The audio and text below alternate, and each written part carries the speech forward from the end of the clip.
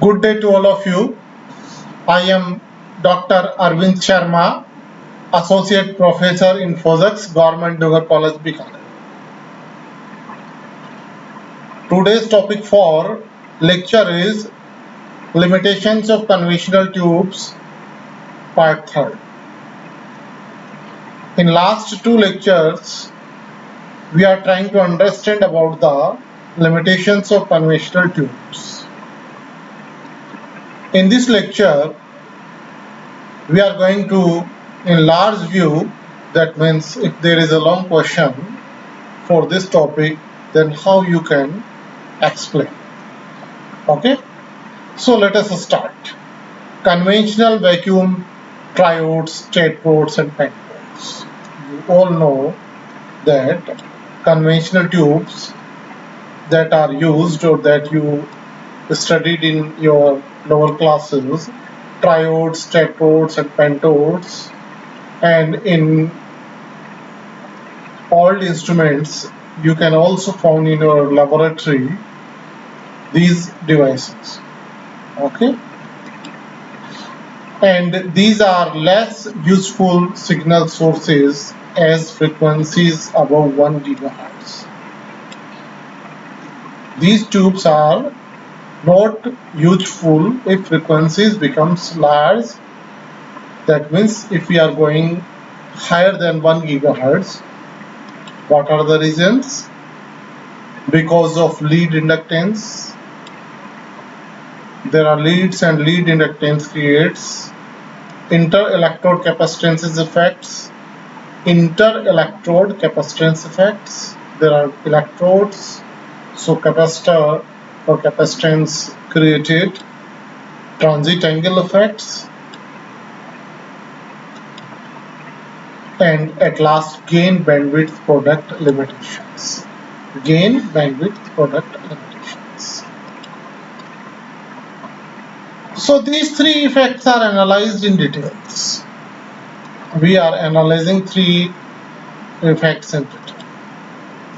First is lead inductance and inter-electrode capacitance effects.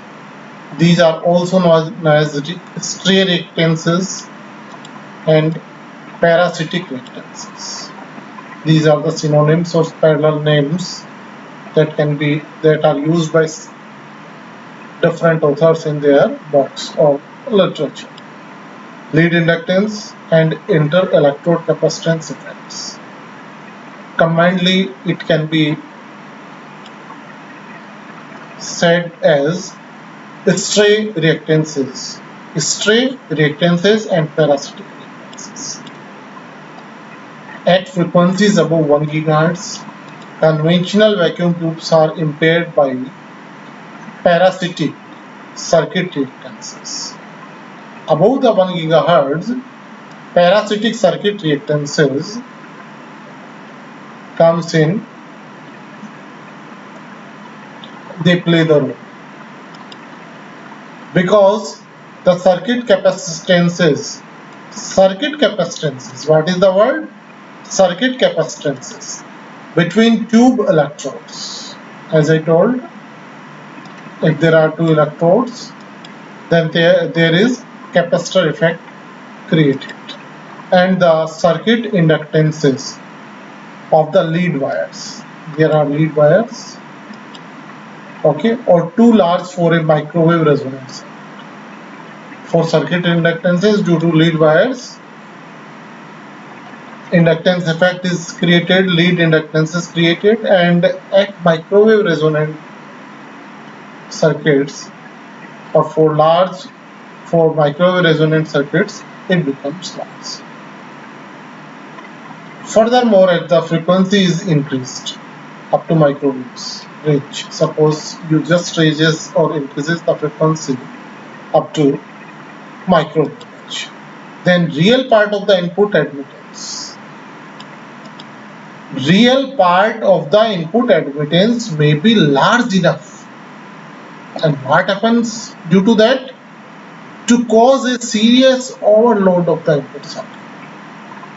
Real part of the input admittance becomes large Hence, it causes a overload of the input circuit problem and thereby reduce the operating frequency. And this overload of the input circuit problem decreases the operating efficiency of the tube. In order to gain a better understanding of these effects, if you want to try to understand these effects in the better form, so we go for a triode circuit and we analyze this circuit and we try to analyze by using some mathematical expressions. Then we can clearly observe the what factors affects and how at microwave frequencies or large frequencies such kind of effects occurs. You can easily see, or you are very familiar with triode circuit. In triode circuit, this is a triode, plate P, grid Z and K cathode. Okay, here is input voltage. This is a voltage between Z and K, that means grid and plate. Lk is a inductance connected between cathode and ground, and this is a resonant circuit, parallel RLC or LCR, and here we are taking output across here. Okay, so this is the simple triode circuit, and in next we just plot a equivalent circuit of this triode circuit, equivalent circuit. We know that this is the same part, output part, this is same. We just replace what other things are same. We just replace the triode by its equivalent circuit, like as a transistor, as you did in your electronics paper in BSc part 3. Okay, so this is the part that is replaced the triode. Okay, this is the equivalent circuit for triode, transconductance equivalent circuit. As you know, in transistor also you transconductance or circuit used by you as a equivalent circuit. Here, this is grid, this point grid, this point plate, and this point cathode. So you can easily understand CGP, capacitance between grid and plate, CZK, capacitance between grid and cathode, and ZMVZ is a current source. RP is a plate resistance. Okay, so this is the equivalent circuit of a triode, and other things are same: input voltage, inductance. Okay, so if a input current I in is entering the circuit and VZ is a voltage between Z and K, and GMVZ is a current through this slit. Okay, and this part is same, and we output is output voltage. We see that this figure shows the equivalent circuit of a triode circuit under the assumption that the inter-electrode capacitances and cathode inductance are the only parasitic elements. Here parasitic elements are CGP and inter-electrode capacitances and cathode inductances.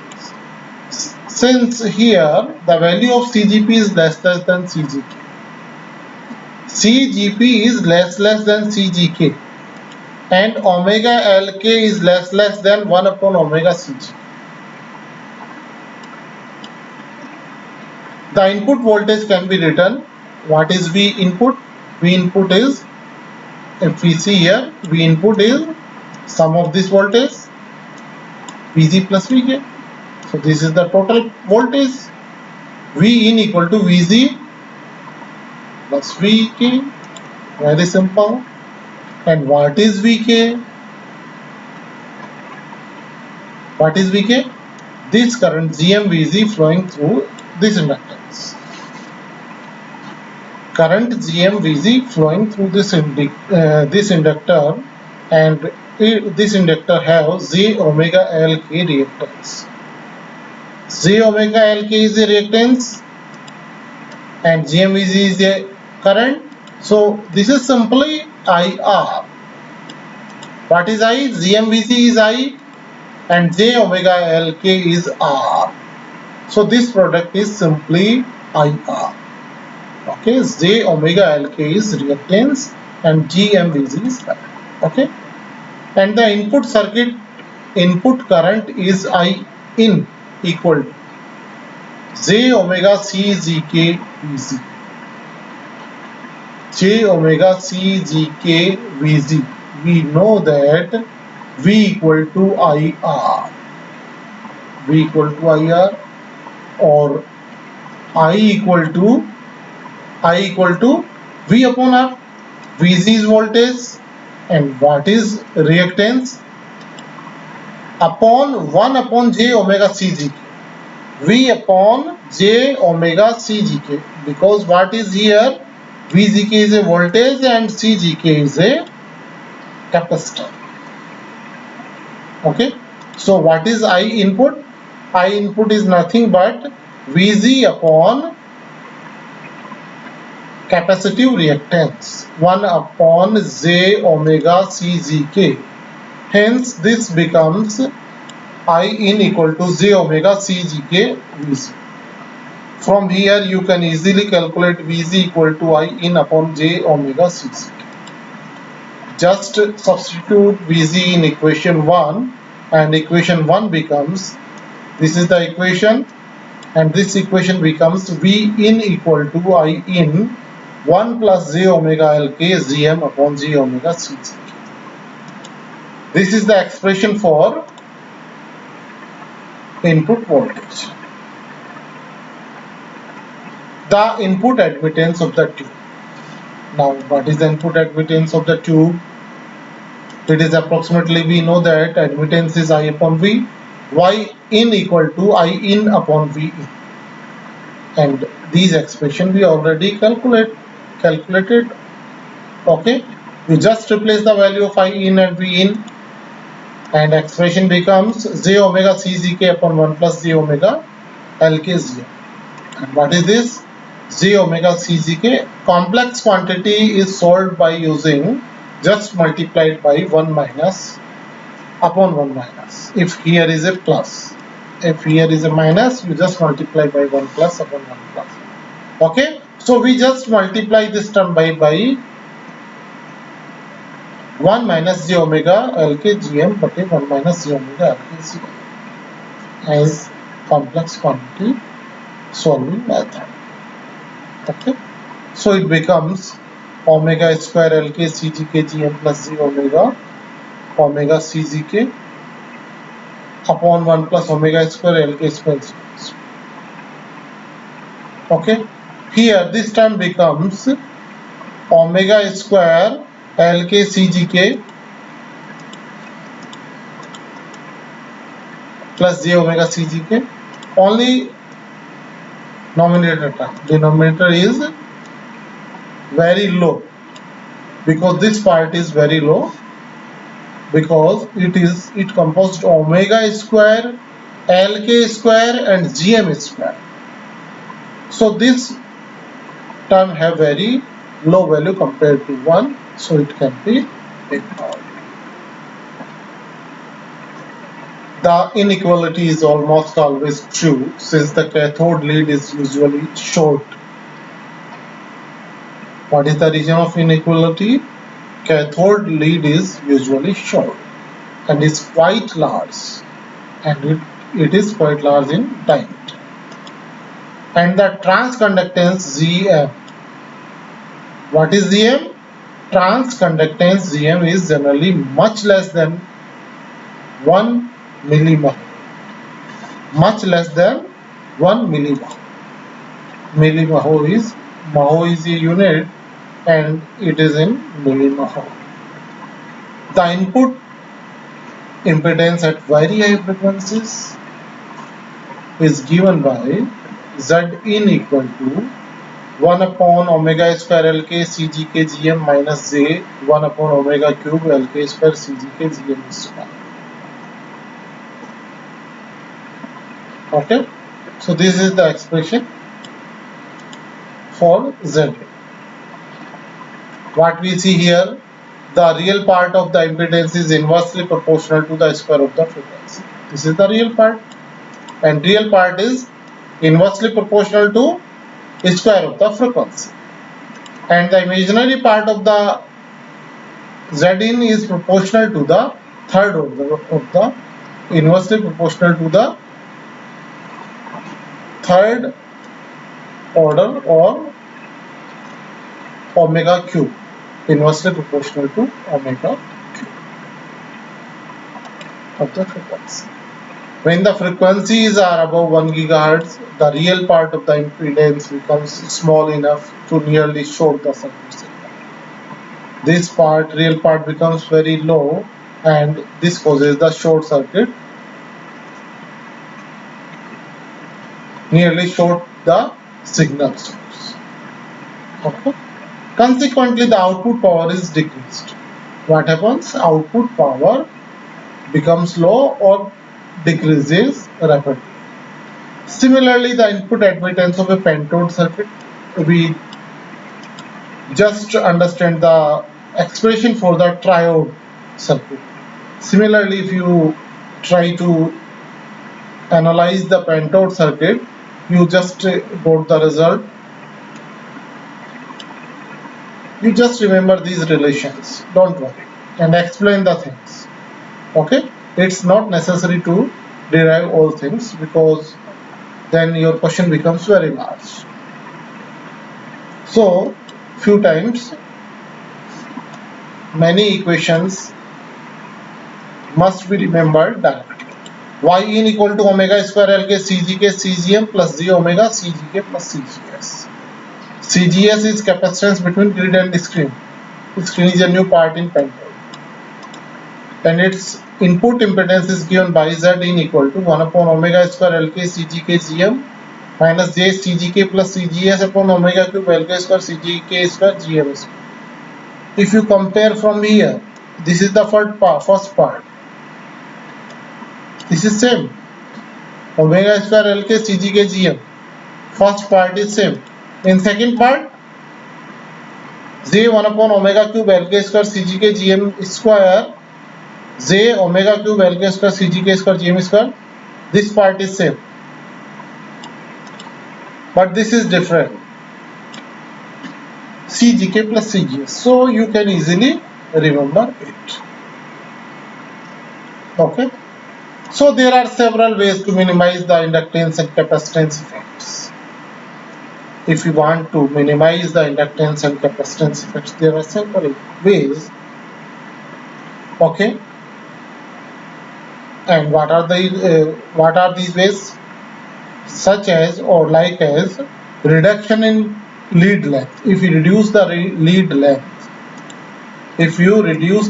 length, or electrode area, by reducing the length of the lead and electrode area, such kind of effects can be minimized. This minimization, however, also limits the power handling capacity. Due to these limitations, there must be some limitations on the power. So today we try to understand about the stray reactance effects, lead inductance and inter-electrode capacitance effects on the conventional tubes and how they limits at higher frequencies or microwave frequencies. In next lecture, in fourth lecture of limitations of conventional tubes. We continue in next lecture. Okay, thanks to all.